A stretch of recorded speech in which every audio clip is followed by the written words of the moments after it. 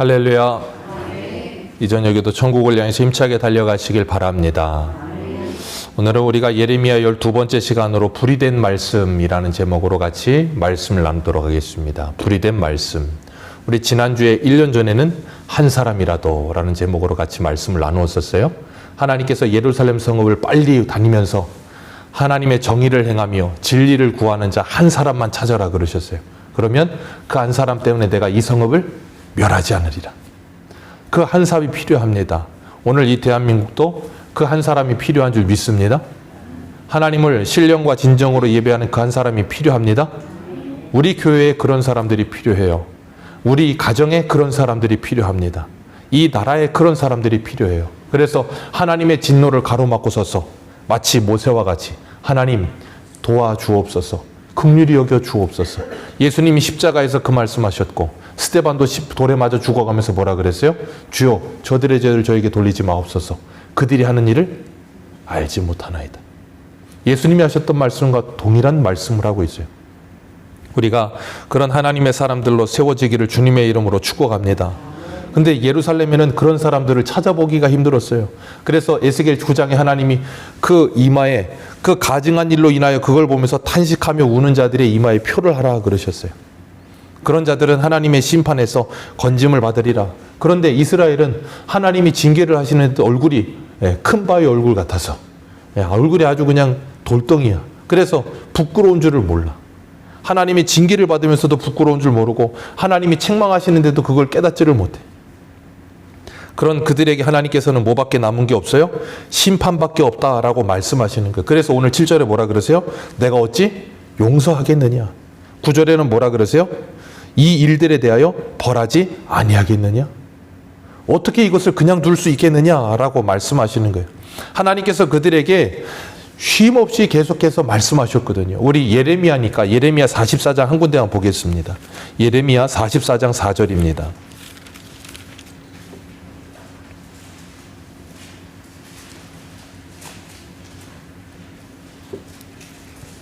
예레미야 44장 4절.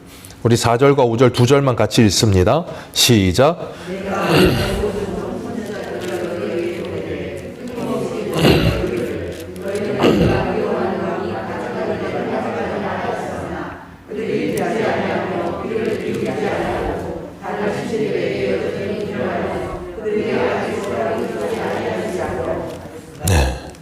하나님께서 어떻게 보내셨다고요? 선지자들을 끊임없이 보내며, 옛날 성경에는 부지런히 보내며, 하나님께서 선지자들을 쉼없이 계속해서 보내셨어요. 그러면서 뭐하라 그러셨어요? 너희들은 돌이켜라. 그 모든 죄악에서 돌이켜라고 하나님께서 쉼없이 말씀하셨어요. 그런데 그들은 그 하나님의 말씀을 뭐 했다고요? 듣지 않아요. 느헤미야에 보면 그 하나님의 말씀에 등을 돌리고 그 말씀을 전하는 선지자들을 죽였다 그랬어요. 말씀을 듣지 않고 등을 돌릴 뿐 아니라 그들을 죽였다니까요. 그렇게 부지런히 말씀하시는데도 그렇게 반응하는 그들을 하나님께서 어찌 용서하시겠어요? 그들에게 남은 건 뭐밖에 없다고요? 심판밖에 없습니다. 하나님의 심판밖에 남은 게 없는 거예요. 그들의 죄는 7절에 보니까 뭐라 그러세요? 그들이 하나님을 버리고 신 아닌 것들로 맹세하며, 예레미야 2장에서 주님이 뭐라 그랬어요? 생수에 근원된 하나님을 버렸고 스스로 웅덩이를 팠다. 그게 뭐예요? 신 아닌 것들을 의지했다 그 말이에요. 신 아닌 것들을 의지했다는 말은 뭘 의미하는 건가 하면 하나님의 자리에 놓을 만큼 강대한 것들을 의지했다는 말이에요. 이스라엘은 이 지형적으로 서쪽은 지중해예요. 바다예요. 그리고 북쪽은 아수르가 있어요. 남쪽은 애굽이 있고 동쪽은 바벨론이 있습니다. 그러니까 바다 빼고 삼면이 막혀 있어. 근데 삼면이 전부 다 어디야? 일진들이야. 다 그냥 침 좀 뱉는 형들이야. 너무 세. 그러니까 뭐만 하면 이스라엘이 그냥 동네 북인 거예요. 북에서 남으로 공격해 오려면 어디를 통과해야 돼요? 이스라엘 통과해야 돼. 통과하면서 막고, 남에서 북으로 올라가려면 또 이스라엘 통과하면서 막고, 동에서 어디로 가려면 이스라엘 통과해서. 그러니까 이 이스라엘은 교통의 요충지예요.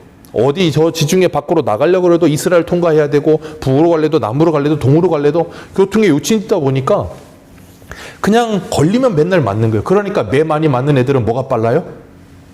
눈치가 빠릅니다. 눈치가 엄청 빨라. 왜? 늘 맞다 보니까 저 언제 때리나 눈치 보고 있는 거예요. 그러니까 그 강대국들의 손만 보고 있는 거예요. 누가 날 때리나. 그러니까 그 맞을 때 되면 어떻게 해야 돼요?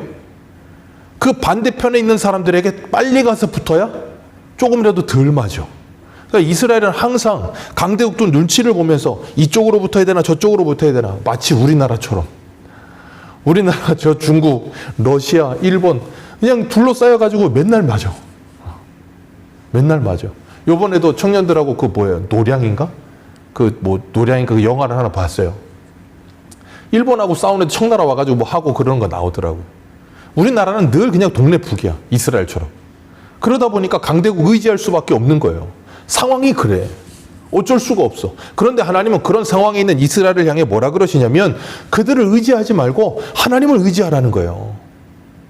그러면 여러분 생각해 보세요. 그 말씀이 믿어져야 의지할 것 아닙니까? 그 말씀이 믿어지지 않으면 의지라는 건 안 돼요. 아무리 이야기한다고 그게 말한다고 되는 문제가 아니거든요.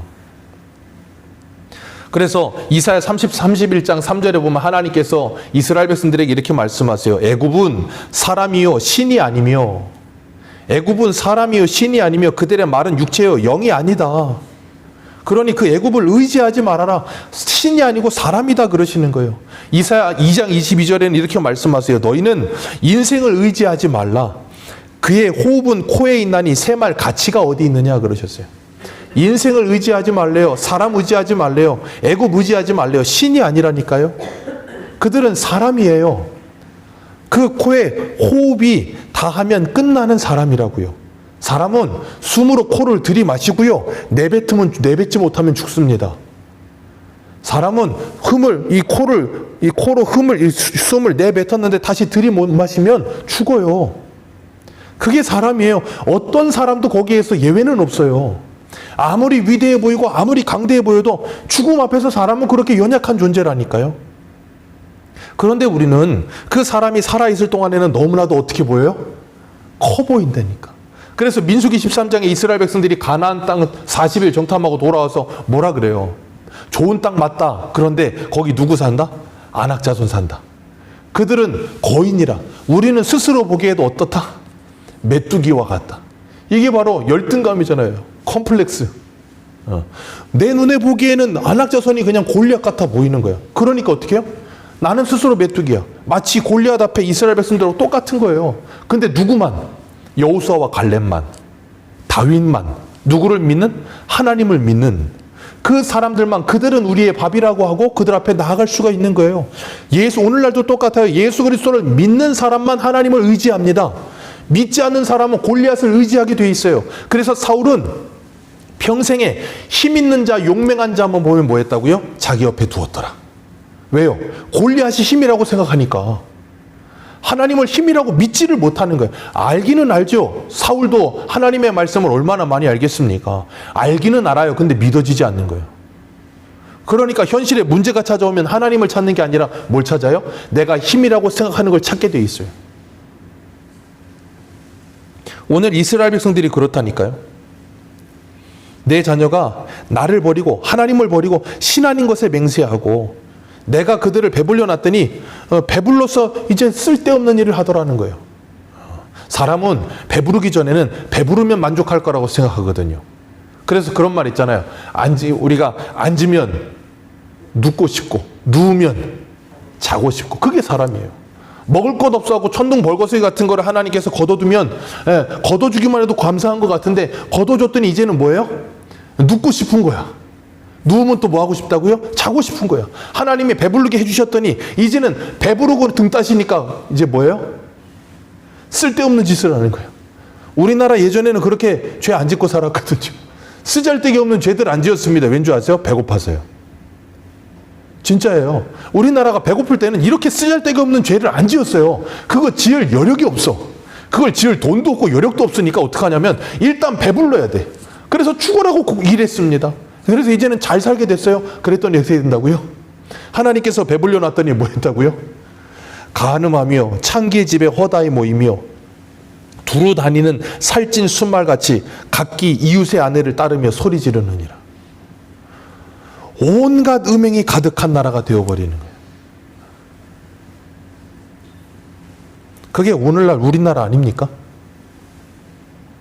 드라마의 주제가 불륜 아니면 주제가 없습니까? 모든 드라마는 다 불륜이야. 왜 모든 드라마는 왜 거기로 갑니까? 그게 사회를 반영한 거 아닙니까?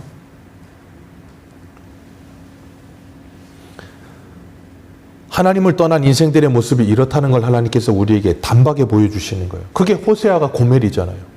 그래서 하나님은 야고보서 4장 4절에 이렇게 말씀하세요. 가늠한 여인들아, 세상과 벗된 것이 하나님과 원수됨을 알지 못하느냐. 그런즉 누구든지 세상과 벗이 되고자 하는 자는 스스로 하나님과 원수가 되는 것이니라. 아멘. 그게 뭐라고요? 간음이라니까요. 하나님은 남자와 여자와의 관계에서 바람, 간음을 하나님과 우리와의 관계로 두고 계시면서 우리가 하나님 외에 다른 것을 바라보는 것을 뭐라고 부르신다고요? 간음이라고 부르신다고요. 우리가 세상을 살아가면서도 사랑하는 사람이 다른 사람을 사랑하게 되면 절대로 용서할 수가 없잖아요. 그건 정말 용서할 수가 없는 거예요. 그런 것처럼 하나님과 우리와의 관계가 그렇다는 걸 깨달으라는 거예요. 그런데 우리는 날마다 하나님 외에 다른 것을 자꾸 쳐다보고 있잖아요. 우리는 날마다 간음하고 있는 거예요. 그럼에도 불구하고 하나님이 우리를 지켜보고 계신다니까. 우리는 눈에 보이는 우상들 아니면 눈에 보이는 강대국이 아니라 할지라도 우리는 하나님을 찾고 하나님을 부르면서도 얼마든지 우상 숭배에 빠져들 수가 있어요. 그래서 사도 바울은 고린도후서 11장 4절에 뭐라 그래요? 다른 복음, 다른 예수, 다른 영이라는 표현을 쓰잖아요. 분명히 교회는 다닙니다. 그리고 하나님의 이름을 부르고요. 예수님의 이름을 부르고요. 그리고 복음과 성령의 이름을 부릅니다. 그러면서 이 성경에 있는 하나님과는 전혀 다른 하나님을 찾고 이 성경에 말하고 있지 않은 예수를 찾고 이 성경에 말하고 있지 않은 성령을 따라요. 그건 뭘 따르고 있는 거예요? 사단을 따르고 있는 거라니까요. 우리가 교회를 다니면서 얼마든지 우상 숭배할 수 있다는 걸 우리는 조심하셔야 되는 거예요. 이게 가장 교묘한 사단의 전략이에요. 사단은 우리에게 교회 다니지 말라고 옛날 우리 이 초기 기독교 때나 북한 이 남북 전쟁 때나 교회 다니면 죽여 그거였지. 요즘은 교회 다니면 죽이는 우리나라에 어디 그런 사람이 있습니까? 없어요. 다 교회 다니게 한다니까요. 다 교회 다니게 하고요. 종교의 자유를 줬고요. 다 성경책 사게 했고요. 다 예수를 믿게 했어요. 근데 문제는 그런 걸 다 허용해 주면서 뭐 하게 하냐면 예수를 진짜 믿게는 못 하는 거예요. 그게 사단의 가장 교묘한 전략이에요. 그러니까 사람들은 다 뭐예요? 자기가 예수 믿는 줄 알아. 그러니까 자기가 예수 믿는 줄 알다가 뭐 한다고요? 지옥 간다니까요. 그런 사람이 얼마나 많은지 몰라요. 그게 오늘날만 그렇겠습니까? 예레미야 당시도 그랬다니까요. 다 하나님을 믿는다니까요. 다 하나님께 와서 무수히 많은 제사를 드렸다니까요. 수많은 거짓 선지자들이 얼마나 유창하게 사람들을 미혹했습니까? 다 하나님의 이름을 불렀어요. 근데 하나님을 믿질 않아요. 하나님께서 그렇게 하나님을 알지 못하고 제대로 된 하나님에 대한 지식도 없고 하나님을 모르면서 하나님의 이름을 믿으면서 자기 욕심과 욕망을 채우려고 하는 그 욕심쟁이인 이스라엘 백성들에게 하나님이 뭐 하신다고요? 보복하신다는 거예요. 보복. 내가 너희들과 싸우리라. 기억하십시오. 우리가 하나님의 편에 서지 않으면 하나님과 싸우게 되는 거예요. 기억하세요. 하나님이 여러분과 싸우신다니까. 하나님이 여러분을 택한 사람들이라면 하나님은 여러분들과 반드시 싸우십니다. 그리고 반드시 싸워서 여러분들을 이기실 겁니다. 그래서 오늘 10절 말씀 우리 같이 한번 읽어볼까요? 10절입니다. 하나님이 어떻게 보복하시는가? 같이 읽습니다. 시작.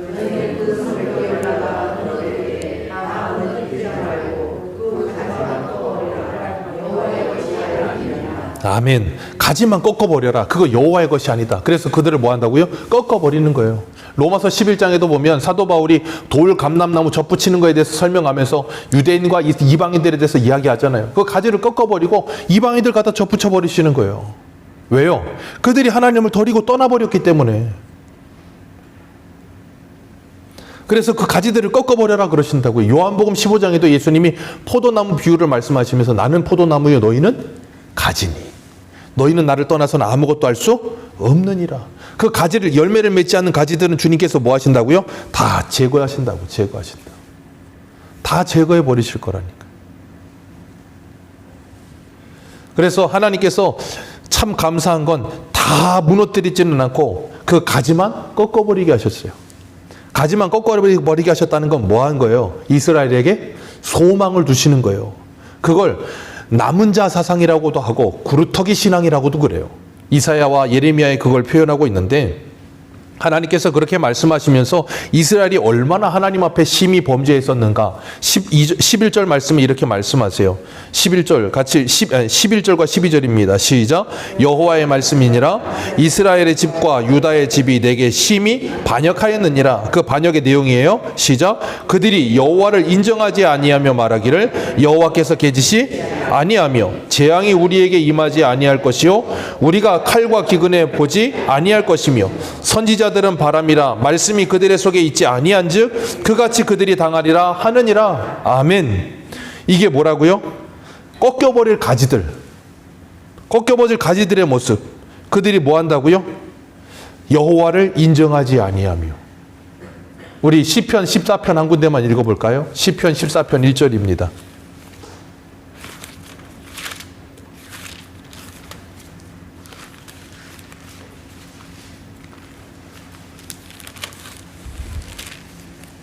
시편 14편 1절.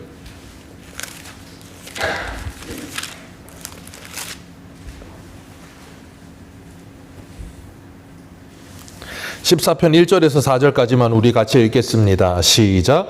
어리석은 자는 그 마음에 이르기를 하나님이 없다 하는도다. 그들은 부패하고 그 행실이 가증하니 선을 행하는 자가 없도다. 여호와께서 하늘에서 인생을 굽어 살피사 지각이 있어 하나님을 찾는 자가 있는가 보려 하신즉 다 치우쳐 함께 더러운 자가 되고 선을 행하는 자가 없으니 하나도 없도다. 죄악을 행하는 자는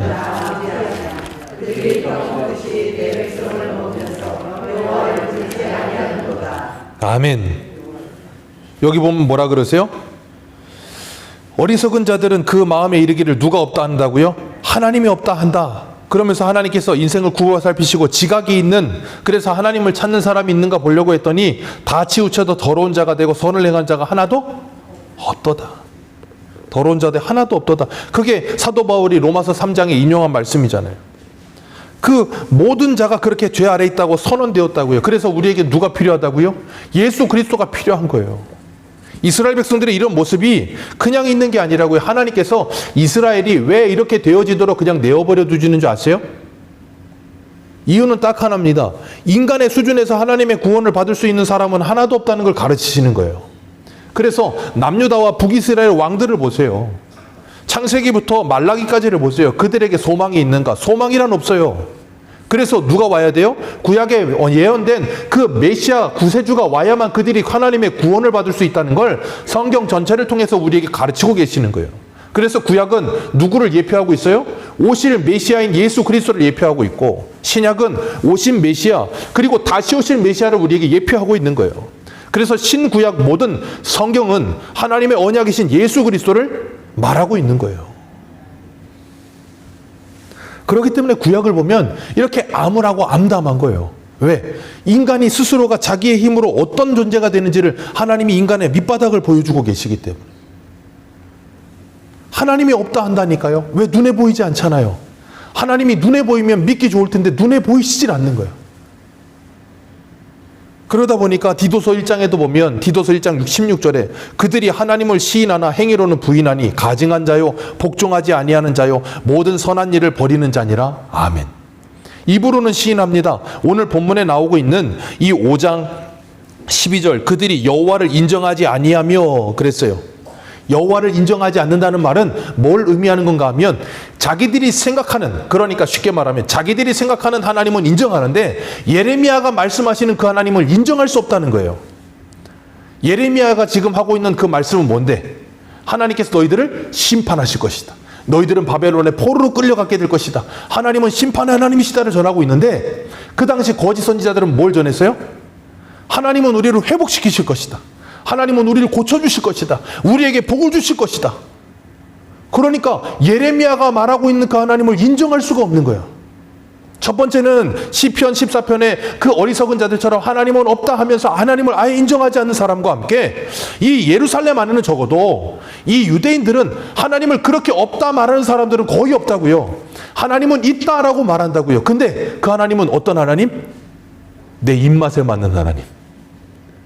내 입맛에 맞고 내 필요에 맞는 하나님을 찾는다고요. 그러니까 예수님이 오셨을 때 예수님이 예루살렘을 입성하시는데 수많은 사람들이 낙이 타고 가시는 그 예수님 앞에 종려나무 가지를 꺾어놓고 자기 겉옷을 깔아놓고 뭐라 그랬어요? 호산나 다윗의 자손이여 우리를 구원하소서 찬양했다고요. 그리고 일주일도 안 돼서 그 사람들이 뭐라 그랬어요? 저 예수는 십자가에 못 박아라. 저런 예수, 저런 메시아는 우리에게 필요 없다. 우리는 저런 메시아는 인정할 수가 없다는 거예요. 그게 지금 이 예레미야 당시에 이스라엘의 전체적인 지금 분위기고 거짓 선지자들에 속아서 그들이 그렇게 미혹되어 그런 일을 벌이고 있는 거예요. 그러면서도 여호와의 날을 기다린다고 말을 하고 있는 거예요. 혹 우리는 이런 모습으로 신앙생활하고 있지는 않습니까? 내가 바라고 원하고 기대하는 하나님. 그래서 하나님은 이래야 돼. 딱 그 하나님에 대한 상을 내가 딱 그려놓고 그리고 그 상과 맞지 않는 것은 절대 용납이 되지 않는 그런 어리석은 모습으로 우리가 신앙생활 하지는 않습니까? 제가 예전에 국화와 칼인가 그 책을 읽으면서 거기에 내용이었던 것 같은데 일본에는 수많은 절들이 있잖아요. 거기에 보면 저만의식이라는 게 있어요. 그게 뭐냐면 절에 가가지고 이 불상 저금통을 가지고 와요. 그래서 집에서 가서 그 불상 저금통을 갖다 놓고 거기다가 소원을 빌면서 매일같이 동전 하나씩 집어넣습니다. 근데 참 신기한 건 그 불상에는 눈에 이 눈동자가 없어. 그래 놓고 매일 하나씩 동전을 집어넣고 그게 다 찰 때까지 자기 소원을 빌어.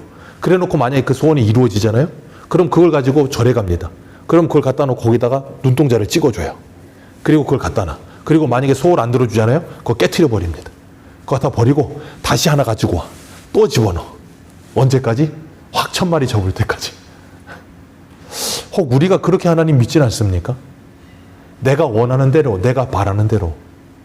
하나님은 내게 복을 줘야지 하나님은 내게 벌을 주는 하나님이 돼서는 안 되는 하나님이지 않습니까? 내가 잘못할 때도 하나님은 나를 징계하지 않으시고 그냥 내가 원하는 대로 다 해주셔야 되는 그런 하나님이라고 생각지는 않습니까? 어린아이들이 그렇잖아요. 부모님이 자기가 잘못을 해도 혼내지 않았으면 좋겠어. 그냥 칭찬만 해주고 사랑만 해주는 부모님이었으면 좋겠어. 그런 부모님은 자녀를 사랑하는 게 아니라 미워하는 겁니다. 자녀를 죽이는 길로 가는 거예요. 하나님의 사랑은 우리가 원하는 그런 사랑만 있는 사랑이 아니에요.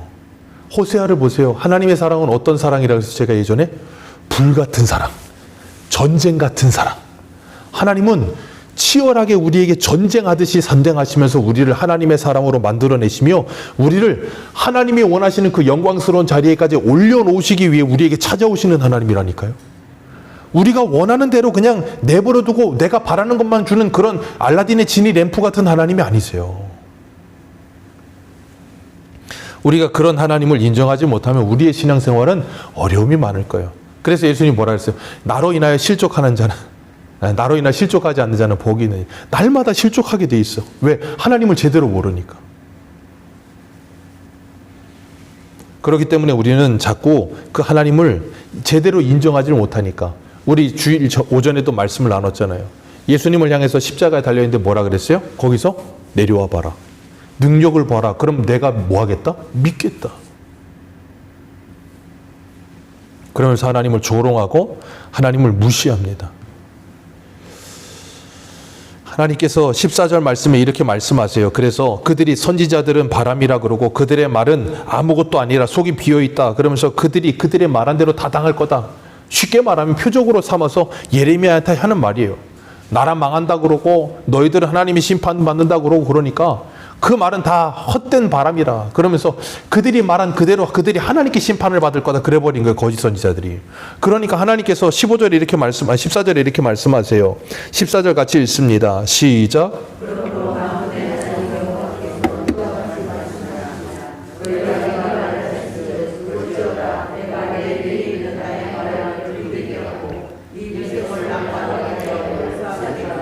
아멘. 하나님께서 이스라엘을 나무가 되게 해서 화목이 되게 해서 하나님의 말씀이 불이 되어 그걸 다 살라버리겠다 그렇게 말씀하세요. 다 살라버리겠다. 예레미야 23장 29절은 이렇게 말씀하세요. 여호와의 말씀이니라 내 말이 불 같지 아니하냐 바위를 쳐서 부서뜨리는 방망이 같지 아니하냐 그렇게 말씀하세요. 하나님의 말씀은 불입니다. 하나님의 말씀은 방망입니다. 이걸 잘 기억하세요. 그 말씀이 내게 불같이 방망이같이 오지 않으면 우리는 반드시 뼈를 깎는 듯한 고통을 경험할 수밖에 없어요.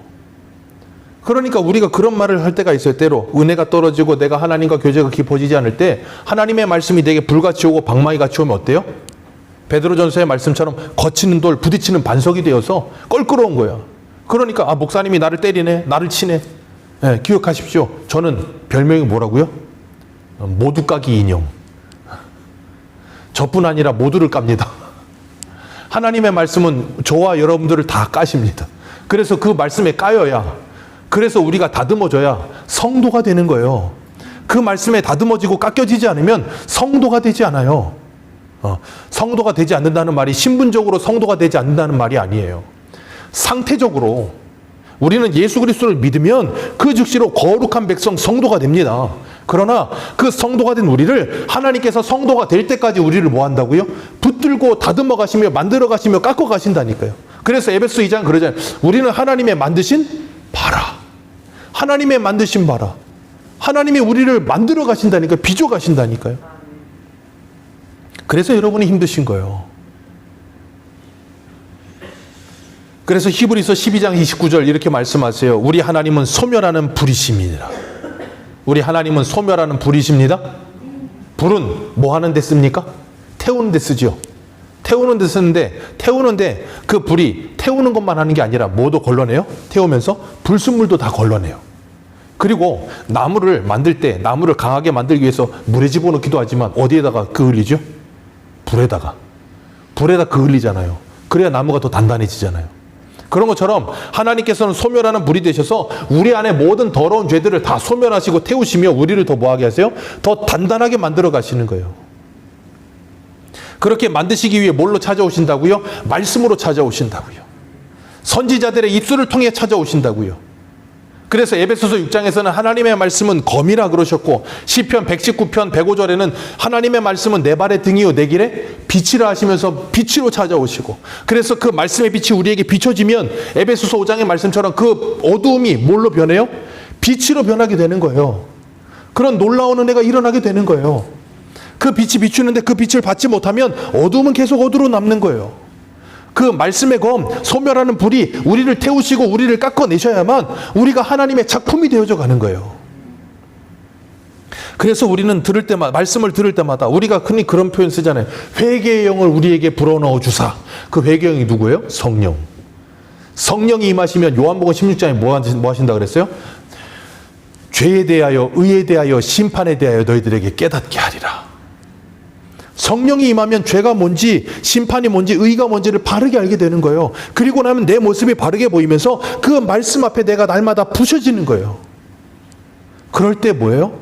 우리 안에 그 질그릇에 보배가 담겨있는 그 보배가 담겨진 게 보여지기 시작하는 거예요. 하나님께서 우리들을 그렇게 하나님의 말씀으로 깨닫게 하시고 때리시고 때로는 다듬어 가시고 깎아내시면서 저와 여러분들에게 날마다 말씀으로 찾아오시는 거예요. 기억하십시오. 하나님은 지금도 말씀으로 일하십니다. 말씀으로 일하신다니까요. 말씀으로. 그래서 계시록 18장에 보면 뭐라 그래요? 무너졌도다 무너졌도다 큰 성 바벨론이요. 내 백성아 그 죄에 참여하지 말고 거기에서 받을 재앙을 받지 말고 어서 뭐해라? 나와라. 이 바벨론, 하나님께서 말씀하시면서 그 바벨론도 무너지게 될 거다라고 말씀하시는 거예요. 또 그렇기 때문에 우리가 이 하나님의 말씀을 통해서 징계를 받고 그 말씀을 통해 매를 받고 돌이켜 하나님 앞에 애통해하며 회개하며 기도하지 않으면 하나님께서 뭘 하시냐면 오늘 말씀에 말씀하신 것처럼 그들을 다 진멸하도록 하나님께서 불사를 것이라. 그런데 하나님께서 그들에게 불사르시기 위해서 어떻게 하신다고요? 15절에 보니까 먼 곳에서 언어가 다른 사람들을 불러다가 너희들을 때릴 것이라. 그들은 그 화살통은 열린 무덤이요 그들은 다 용사라.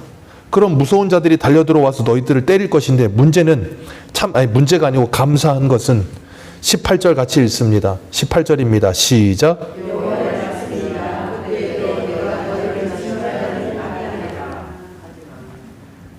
이게 하나님의 은혜예요. 때리시기는 하는데 어떻게 하신다고요? 진멸하진 않을 거다. 그래서 그 남은 자들이 돌아와서 하나님께 찬송하며 하나님께 영광을 돌리게 될 것이다. 그래서 히브리서 12장에 뭐라 그랬어요? 징계가 없으면 사생자라.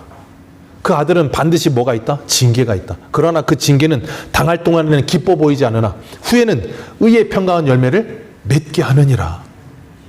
하나님이 징계하시는 것이 복이라는 걸 기억하시길 바랍니다.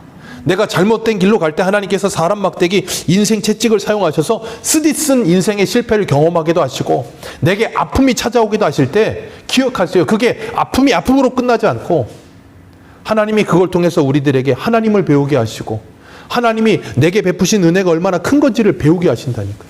그러면서 하나님이 뭐 하시냐면 쓰디쓴 이 인생의 쓴 잔을 마시게 하세요. 그래서 17절에 보면 내 자녀들이 먹을 추수할 양식과 그리고 양떼와 소떼를 포도나무와 무화과 나무를 전부 다 뭐하리라? 그들이 다 먹어버리리라. 이게 뭔데요? 그들이 의지하던 것들, 견고한 성읍, 그들이 의지하던 먹을거리들, 그들을 막아줄 거라고 생각했던 그 모든 것들 다 그 용사들에게 빼앗기게 될 것이다. 그건 뭘 말하는 거예요? 쉽게 얘기하면 믿는 도끼에 발등 찍힐 날이 올 거다 그 말이에요. 그래서 우리의 인생에 때로는 배신에 쓰디쓴 잔이 있기도 해요. 왜? 내가 하나님이 아니라 그걸 자꾸 믿고 있으니까. 하나님이 그 믿는 도끼에 거기에 발등이 찍히게 하시고 거기에 걸려 넘어지게도 하시고 때로는 그걸 빼앗아 가시기도 하시고. 왜요? 알라고. 뭘요? 하나님을. 아, 이건 정말 덧없는 거구나. 있다가도 없는 거구나.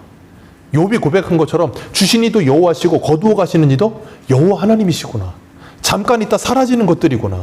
내가 여기에다 다고 집중하고 하나님을 쳐다보지 않으니까 하나님께서 내게 뭘 주시려고? 복을 주시려고. 기억하세요. 하나님이 이 모든 징계를 주시는 유일한 목적은 이스라엘에게 참 복을 주시기 위해서예요. 이스라엘이 헛된 복을 요구하고 있으니까 하나님이 진짜 복을 주려고 징계를 주시는 거예요. 징계를 줘서라도 진짜 복을 알아보고 그걸 누리게 하시려고. 하나님은 이스라엘을 사랑하십니다. 하나님은 저와 여러분들을 사랑하십니다. 하나님은 우리 아버지 되십니다. 로마서 8장에 말씀하시는 것처럼 그 아들을 주신 아버지께서 우리에게 어떤 것을 더 아끼지 않고 주시지 않으시겠어요? 아들을 주셨는데 그 하나님이 우리가 원하지 말아야 될 걸 자꾸 원하고 있으니까. 그래서 하나님이 뭐라고 표현하시냐면 19절 말씀을 보면 이렇게 말씀하시는 거예요. 니들 원하는 대로 다 해줄게. 그거예요. 19절이. 약속의 땅에서 하나님을 바라보고 하나님과 평화를 누리며 샬롬을 누리며 살아야 될 사람들이 자꾸 다른 거 쳐다보고 있으니까 뭐 하시는 거예요? 아예 여기서 너희들을 그쪽으로 옮겨서 너희들이 원하던 그 나라 가서 그걸 원 없이 섬기게 해주겠다 그거예요. 어디 해봐라 그거예요. 그러면 거기서 어떻게 되는 거예요? 거기서 그 모든 것을 원 없이 섬기다가 나중에 와서는 이게 아니구나 하는 걸 깨닫게 될 날이 온다는 거예요. 하나님이 그래서 성도에게 때로는 이런 삶도 허락하시는 거예요.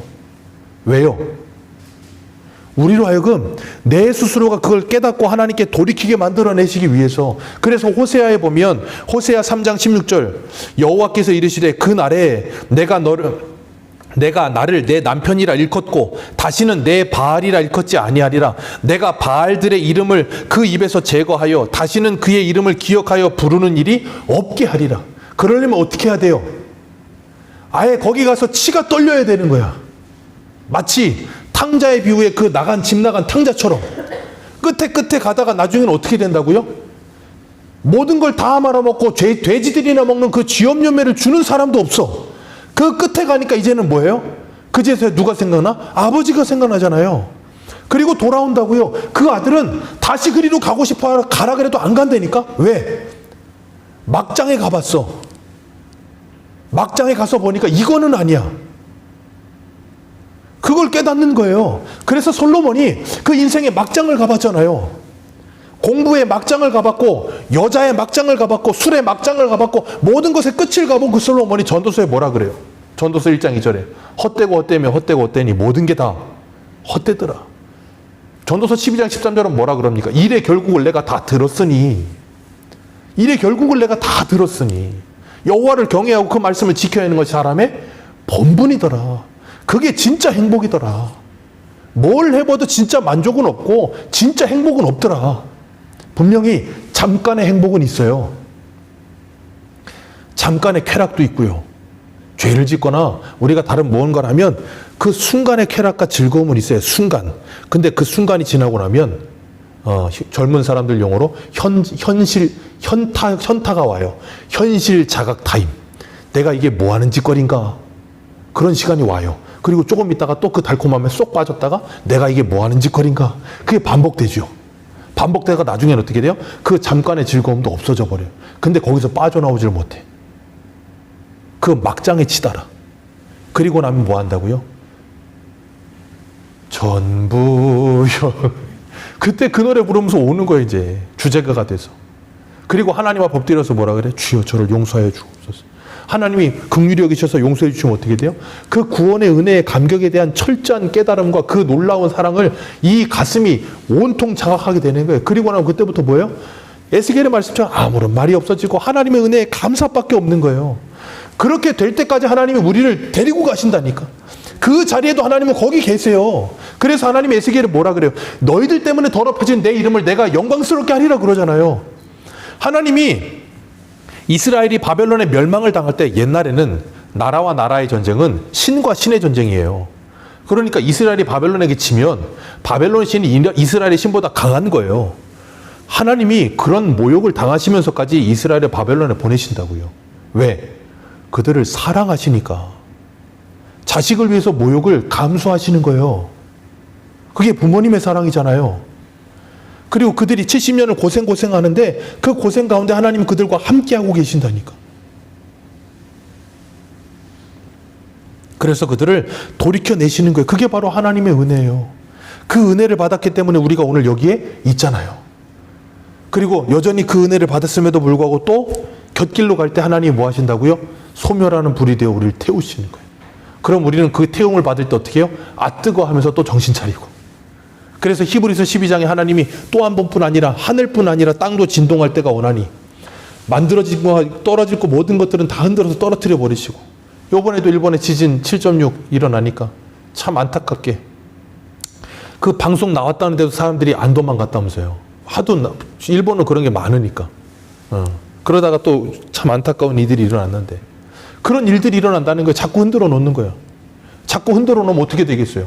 평생 내가 그냥 쇠가 빠지게 일해서 하나 딱 만들어 놨는데 그런 일은 없습니다만 저 하늘도시 아파트 하나가 갑자기 확 지진이 나더니 이런 건 없습니다. 예를 들어도 꼭 그렇게 예를 들어요. 그렇죠? 참 밥맛이야. 근데 어쨌든 간에 평생을 노력해서 그거 하나 딱 마련했는데 거기 지진이 나버렸어. 다 무너졌어. 어떡할 거예요? 그게 계시록이잖아요.